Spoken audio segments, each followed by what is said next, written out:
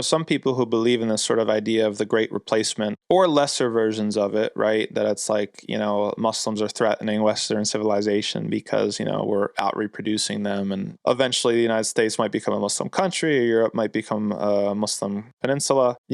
These are sorts of scare tactics, right? But they neglect the metaphysical reality. They're only focused on a very, very narrow physical reality, like such as birth rates, population control, and these sorts of things. But what's more interesting and more significant is what's going on in people's hearts, right? So people who are concerned about these things should ask themselves, why are people leaving Christianity? Even if all, the nominally Christian people started reproducing at much higher rates, right? It wouldn't help Christianity, because Christianity metaphysically is getting, figuratively speaking, slaughtered by the modern episteme of science and scientific knowledge and rationality and all these sorts of things.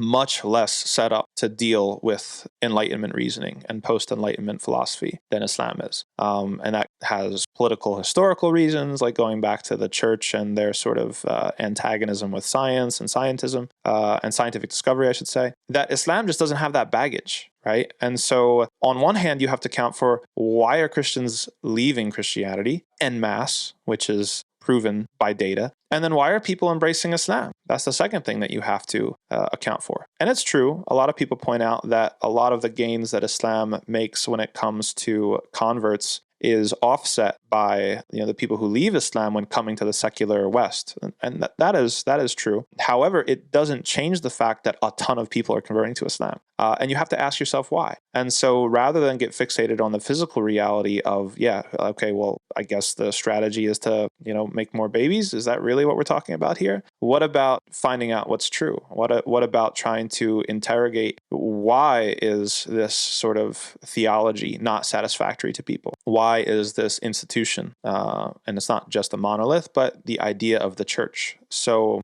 ambivalent to people? And why are people attracted and interested in Islam? That's the right question.